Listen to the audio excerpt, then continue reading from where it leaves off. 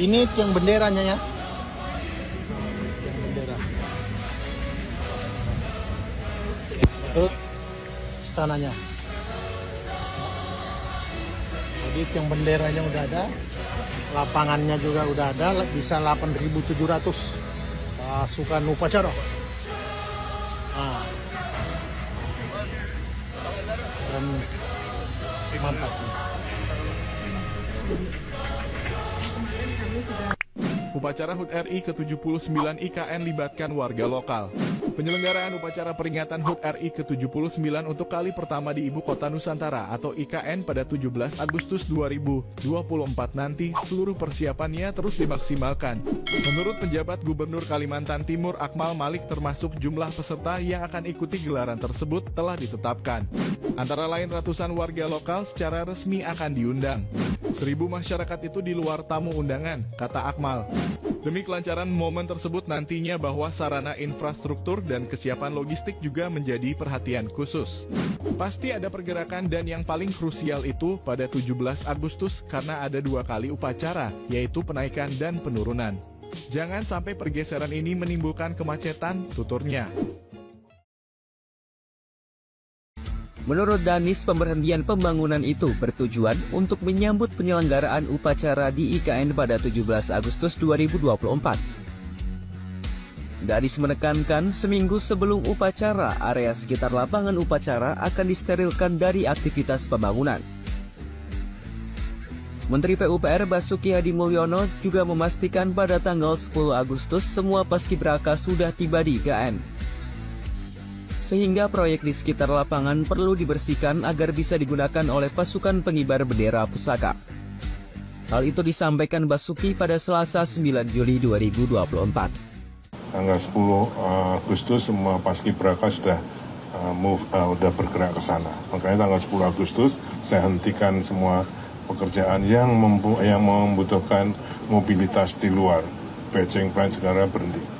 Sebentar lagi, lapangan upacara di Istana Negara IKN segera siap. Jelang HUT RI ke-79 nanti, semua persiapan terus dimaksimalkan. Salah satunya, pemasangan tiang bendera di lapangan upacara yang memiliki tinggi 17 meter ini. Rumput di lapangan upacara juga terus dirawat dan dipelihara. Lapangan pun dipastikan bisa menampung sebanyak 8.700 orang. Megahnya Istana Negara juga dilengkapi dengan 34 pilar yang menjulang tinggi. Didominasi marmer warna putih, pilar tersebut sudah selesai dikerjakan dengan balutan ukiran daerah yang sengaja dipasang biar makin cantik.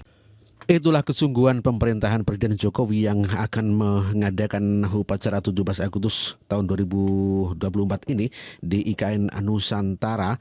Namun demikian hal ini ya langsung mendapatkan serangan dari Refli Harun. Tentu saja Refli Harun sakit hati karena upacara terjadi di IKN itu benar-benar terjadi.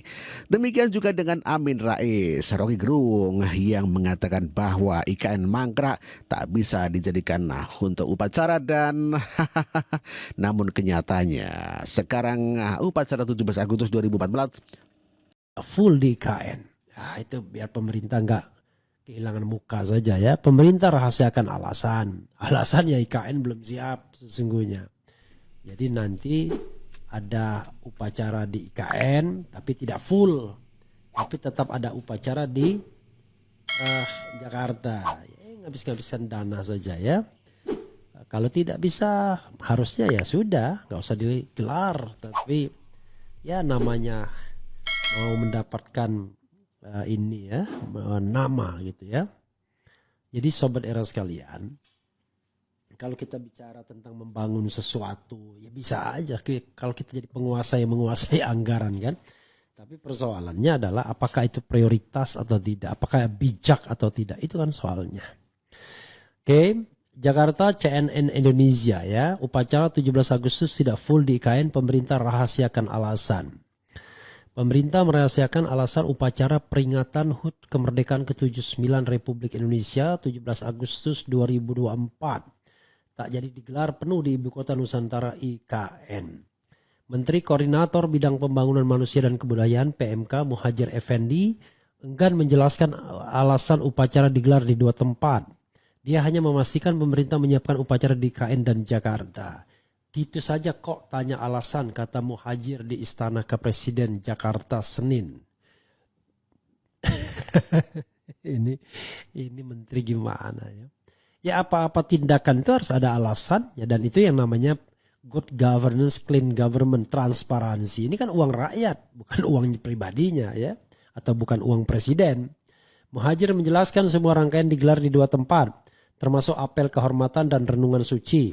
Acara itu digelar di Taman Makam Pahlawan, Kalibata, Jakarta, dan IKN Memorial. Luar biasa, sudah ada IKN Memorialnya. Siapa? Makamnya di sana. Dia berkata pejabat negara juga akan dibagi kedua upacara itu. Namun ia belum bisa memastikan siapa saja yang akan di upacara di IKN dan siapa yang upacara di Jakarta. Jokowi dan Prabowo upacara 17 Agustus di IKN, Ma'ruf dan Gibran di Jakarta. Luar biasa ya. Muhajir mengatakan mantan-mantan presiden juga akan diundang dalam upacara tahun ini. Namun ia belum tahu di mana mereka akan mengikuti upacara. Belum ada list, mungkin akan dipecah 2, ujarnya. Muhajir memastikan rencana upacara di IKN tak dapat dipaksakan. Menurutnya pembangunan IKN sudah mencapai 90% dari target. Itulah komentar Refli Harun yang tidak senang karena upacara dilaksanakan jadi di IKN ya. Kalau IKN mangkrak, kemudian ya tidak bisa digunakan, kemudian tidak jadi upacara di IKN, tentu saja Rocky Gerung girang sekali. Sama dengan Amin Rais. Nusantara yang dia impikan sebagai persembahan terakhir buat bangsa Indonesia, kini telah jadi bumerang yang memukul dirinya sendiri. IKN sudah bisa dipastikan mangkrak, tidak ada investor luar yang tertarik. 10 investor dalam negeri yang kata media massa mau membantu Jokowi juga hanya ecek-ecek saja. Komitmen mereka cuma 20 triliun, itu pun tentu tidak sekaligus ya. Dan besar kemungkinan hanya simbolik saja. Setelah Jokowi tidak berkuasa, tidak ada lagi raison d'être untuk meneruskan komitmen itu. Karena TKI pasti mangkrak dan Indonesia sudah ganti lurah. Maka lurah Prabowo insya Allah lebih mampu memimpin Indonesia. Nah saudaraku, coba perhatikan sikap dan omongan Jokowi belakangan ini. Katanya Juli nanti sudah akan berkantor di IKN. Di rumah menteri kalau perlu, yaitu rumah Pak Menteri PUPR, Pak Basuki Hadimulyono. Itu pun bila sudah ada air bersih. Mengapa berkantor di rumah menteri? Karena sudah menyaksikan sendiri istana yang akan ditempati itu, juga sekaligus kantor presiden, itu memang belum 50% lah. Walaupun ada sudah 80%, tapi saya kira itu asal omong. Jadi masih mangkrak. Nah sekarang perhatikan logika Jokowi yang kesleo atau terkilir. Seorang presiden dari sebuah bangsa terbesar nomor 4 di muka bumi berkantor di rumah salah satu menterinya. Saya sering berpikir apakah ini semua senario dari langit, dari yang maha kuasa dan yang maha esa. Ya Dzal Jalali wal Ikram, ya Allah Jalla Jalaluh, bukakanlah jalan keselamatan dan kesentausaan buat bangsa Indonesia, bangsa besar, bangsa Indonesia.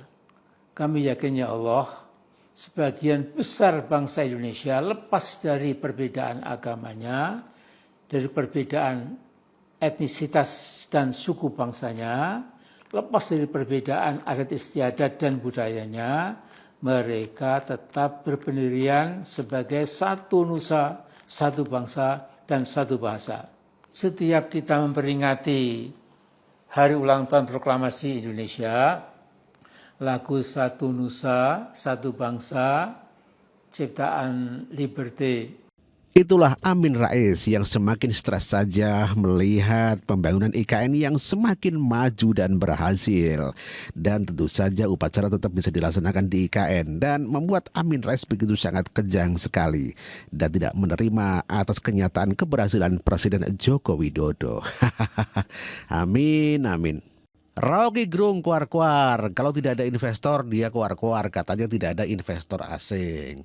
Begitu ada investor masuk untuk membangun mall, dia malah kuar-kuar. Kenapa tidak bikin kampus? Lah, Rocky, orang kok munafik banget sih. Ya, Kaltim Pos, headline hari ini, investor tertarik bangun mall di ibu kota, di IKN tuh. Kenapa nggak bangun kampus? Karena bayangan tentang ibu kota adalah kemewahan. Jadi belum apa-apa investor udah tahu bahwa begitu IKN dipindah ke Kaltim, kekayaan akan terbagi merata pada seluruh masyarakat Kaltim sehingga daya beli Kaltim itu naik. Optimismenya begitu.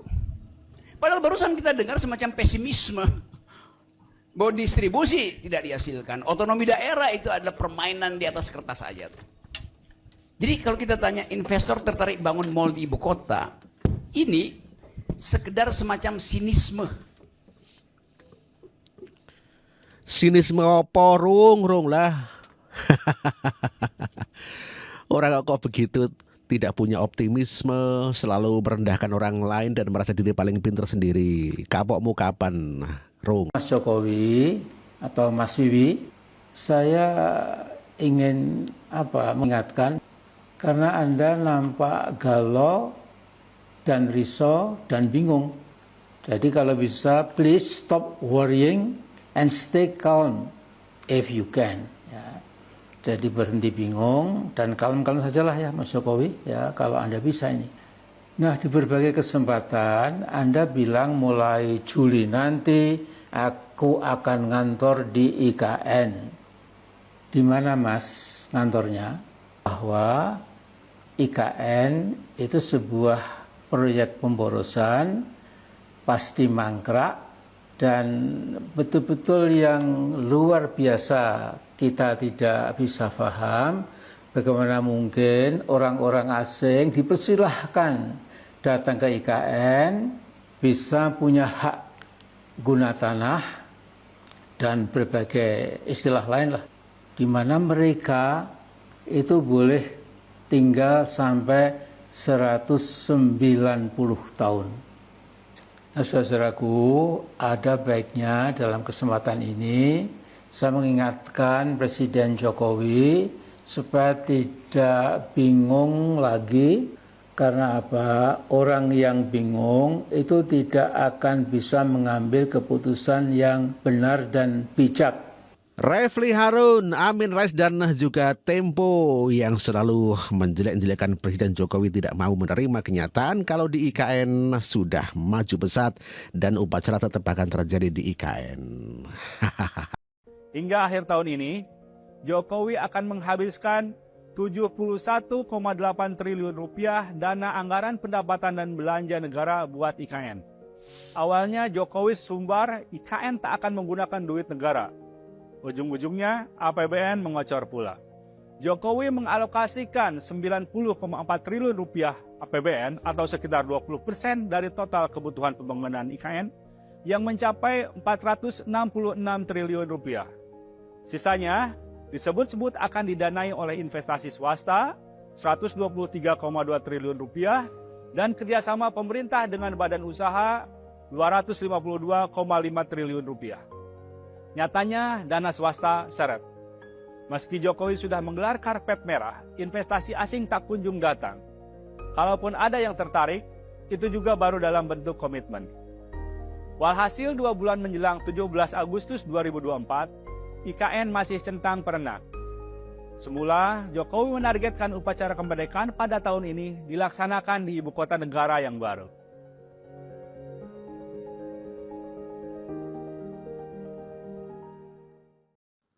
Pembangunan Ibu Kota Nusantara atau IKN kini menjadi tanda tanya besar. Tidak sedikit yang mulai memperkirakan megaproyek tersebut akan berakhir mangkrak. Bukan hanya perihal pergantian pucuk pimpinan otorita IKN, namun juga terkait masalah pembiayaan. Menteri Investasi dan Kepala BKPM Bahlil Lahadalia dalam rapat kerja dengan Komisi 6 DPR RI pada Selasa 11 Juni lalu mengaku investor asing hingga kini belum masuk ke IKN karena pembangunan tahap pertama berkaitan dengan kawasan inti pusat pemerintahan atau KIPP. Pernyataan tersebut tentu berbeda dibandingkan dengan optimisme pemerintah beberapa waktu sebelumnya. Sederet investor dari berbagai negara seperti Uni Emirat Arab, China hingga Korea Selatan diklaim akan menempatkan modal pada proyek IKN. Kendati belum ada investor, maka pembangunan IKN masih mengandalkan APBN. Pembangunan IKN diperkirakan menelan biaya sekitar 466 triliun rupiah dengan bersumber dari APBN sebesar 89,4 triliun rupiah. Sementara Menteri Keuangan Sri Mulyani Indrawati melaporkan bahwa pembangunan IKN untuk 2024 telah menghabiskan 4,8 triliun rupiah APBN. Sementara di tahun 2023 sebesar 27 triliun rupiah dan 2022 sebesar 5,5 triliun rupiah. Total anggaran jika realisasi 2024 mencapai 100% adalah sebesar 72,3 triliun rupiah. Maka dari itu, diperkirakan pada tahun depan sisa dana APBN yang sebesar 17,1 triliun rupiah untuk pembangunan IKN akan segera habis. Menanggapi pesimisme bahwa IKN akan mangkrak dengan semakin menipisnya anggaran, Presiden Joko Widodo menampik pembangunan IKN terbengkalai atau terancam bangkrut. 80-an%. Jadi kita melihat juga di interior, eksterior semuanya sudah dalam proses semuanya dan insya Allah selesai.